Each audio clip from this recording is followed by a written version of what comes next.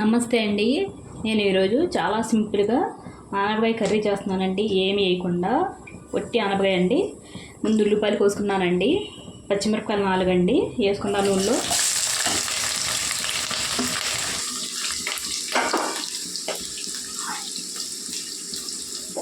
ఆనపకాయ ముక్కలండి, ఒక ఆనపకాయ అండి ఇది వేసుకున్నామండి ముక్కలు.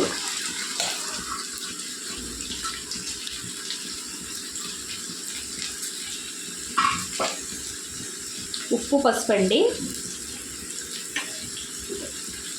బాగా కలుపుకోవాలండి, నీళ్ళలో కలిసేలాగా.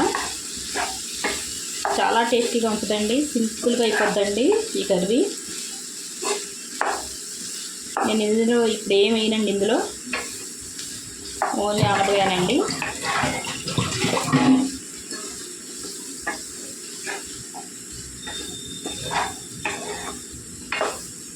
ఉప్పు, పసుపు ముందే వేసుకుంటే బాగా మగ్గుతాయండి ముక్కలు. దాని గురించి నేను ముందే వేసేస్తాను.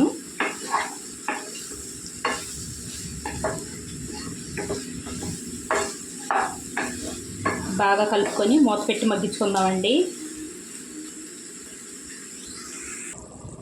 చూడండి, సగం మగ్గిపోయినాయండి ముక్కలు.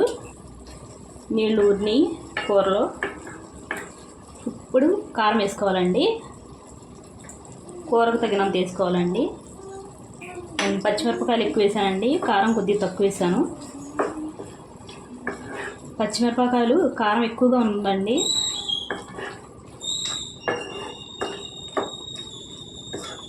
బాగా కలుపుకోనండి, మూత పెట్టి మగ్గించుకోవాలండి దగ్గర కంటని.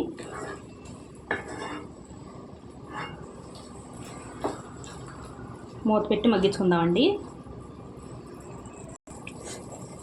చూడండి, దగ్గర పడిందండి బాగా నీళ్ళు.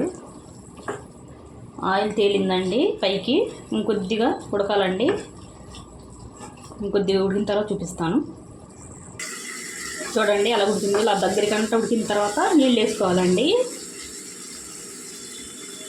నేను ఒక అర గ్లాస్ వేస్తున్నానండి నీళ్ళు.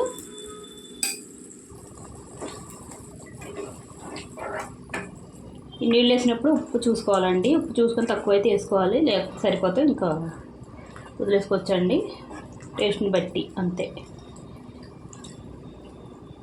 దగ్గర కంట వండుకోవాలండి. చూడండి, దగ్గర పడిందండి. ఇంకా బాగా దగ్గర పడాలండి. ఇంకాని ఇందులో నంచుకోవడానికి టమాటా చట్నీ, కొత్తిమీర చట్నీ అయితే చాలా టేస్టీగా ఉంటుందండి. చాలా సింపుల్గా అయిపోద్దండి, చాలా టేస్టీగా ఉంటుందండి. ఏం వేయకపోయినా టేస్ట్ అండి.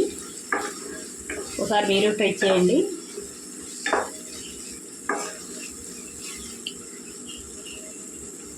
ఇంకా దగ్గర పడాలండి, చూద్దాం దగ్గర పడిన తర్వాత. చూడండి, ఇంత దగ్గరకంటే వండేసుకోవాలండి. అసలు నీళ్ళు ఉండకూడదు కూరలో, మొత్తం నూనె తేలేలాగా వండుకోవాలండి. ఇలా వండుకుంటేనే చాలా టేస్టీగా ఉంటుందండి. ఒకసారి మీరు ట్రై చేయండి ఇలాగా. నచ్చితే లైక్, షేర్, సబ్స్క్రైబ్ చేసుకోండి.